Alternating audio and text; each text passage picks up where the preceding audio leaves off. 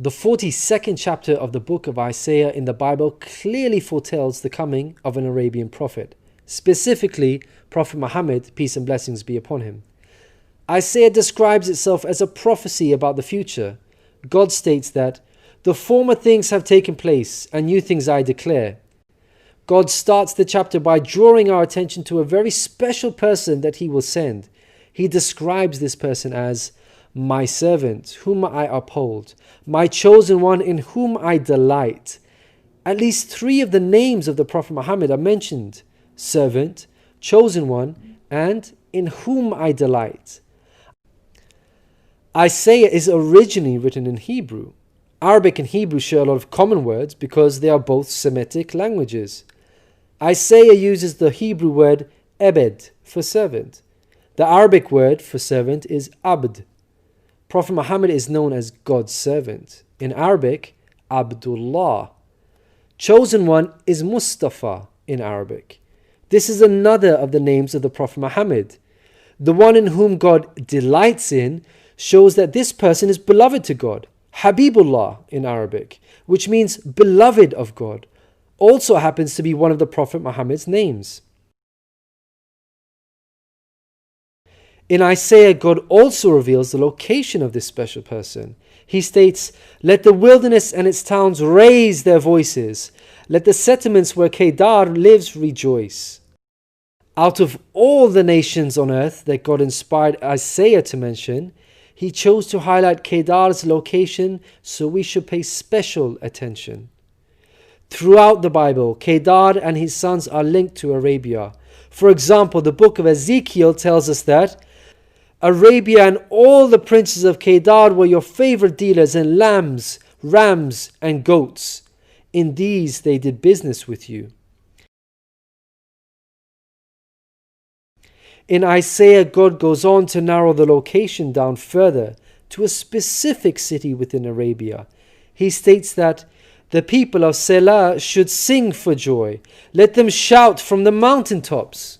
The place Selah pinpoints the exact location in Arabia. The place being spoken of is the city of Medina in Saudi Arabia, because Selah is the name of a famous mountain in Medina. Medina was the city of the Prophet Muhammad. An important point worth mentioning is that historically we know there was a presence of various Jewish tribes in Medina before the advent of the Prophet Muhammad. Both Jewish historians and Islamic history records this fact. The question then arises, why were there numerous Jewish tribes within Medina? The answer is that the learned Jews were aware of this prophecy in Isaiah and were anxiously awaiting the coming of a new prophet. Islamic history records the fact that whenever a dispute arose between the Jews and the Arabs in Medina, the Jews used to taunt their pagan Arab neighbors by saying, "When our prophet arrives, we shall obliterate you." The Quran also affirms this. God says, "Is it not a sign to them that the learned men of the children of Israel knew it as true?" In Isaiah, God informs us that the special person will bring something new. Mankind is told that we will sing to the Lord a new song, His praise from the ends of the earth. The statement "a new song" means a new law, a new way of worship. This is exactly what Islam represents. The emphasis on the new song here is singing the praise of God all over the earth. The Quran opens with the statement, "Praise be to God, Lord of the worlds," and is recited by Muslims all over the world during prayers every day. The new song cannot refer to Jesus because he did not bring about anything new. Rather, he confirmed the law of Moses that was already there. In the Gospel of Matthew, Jesus said, "Think not I am come to destroy the law or the prophets. I am not come to destroy, but fulfill." Jesus obeyed and followed the law of Moses throughout his life. Jesus didn't sing a new song. He sang the same song of Moses, the Torah. Moreover, the disciples of Jesus also followed the law of Moses, even after Jesus departed. In the book of Acts, we are told that the disciples looked to the Torah for guidance. For the law of Moses has been preached in every city from the earliest times. In Isaiah, God emphasizes the universal mission of the coming person by mentioning that he will be made a covenant for the people and a light for the Gentiles.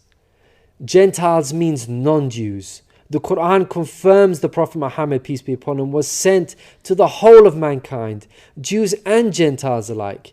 In the Quran, God tells us, "We have sent you, O Prophet, as a bearer of glad tidings and a warner for the whole of mankind, but most people have no knowledge."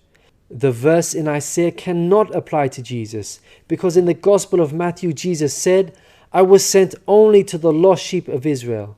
In Isaiah, God further states that he will lead the blind by ways they have not known. Along unfamiliar paths I will guide them. The pagan Arabs at the time of the Prophet Muhammad fit this description perfectly, because they had not been sent a messenger prior to Muhammad. The Quran bears witness to this. God states that Muhammad was sent to warn a people to whom no warner has come before. The verse in Isaiah cannot apply to Jesus, because his people, the Israelites, had already received a multitude of prophets from God. In Isaiah, God emphasizes that this special person will be sent to those who trust in idols, who say to images, "You are our gods." The whole of Arabia at the start of Muhammad's prophethood consisted of idol worshippers. Again, this cannot be a reference to Jesus, because his people, the Israelites, were monotheists and not idol worshippers.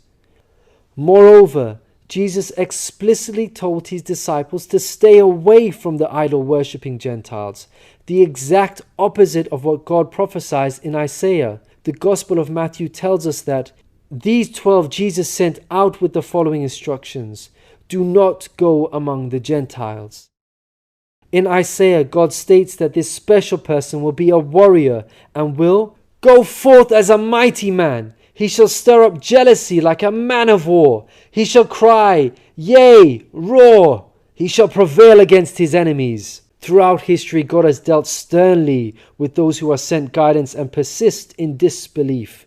Prophet Muhammad, peace be upon him, had to engage in many battles with the idol-worshipping enemies of God and ultimately prevailed against them. By comparison, Jesus did not triumph over his enemies. According to Christians, he was crucified by them.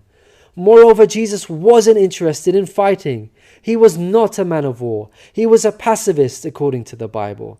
He said such things as, "For all who draw the sword will die by the sword," and "My kingdom is not of this world. If my kingdom were of this world, then would my servants fight." In Isaiah, God gives us a list of momentous achievements for this special person. Chief of these is that the idol worshippers will be turned back in utter shame. Not only did the Prophet Muhammad conquer Mecca, the pagan capital of Arabia, but by the end of his life, in just 23 short years of prophethood, Arabia had shunned idol worship and now worshipped the one true God of Abraham. This cannot apply to Jesus, as it was Christians themselves who were humiliated and greatly ashamed for hundreds of years after Jesus. They were persecuted at the hands of the Roman Empire, who were idol worshippers. They executed some of the apostles of Jesus, such as Peter and Paul. Christians were tortured and even fed to the lions. Finally, Isaiah closes with an admonishment from God. "Hear, you deaf. Look, you blind, and see. You have seen many things, but you pay no attention. Your ears are open, but you do not listen.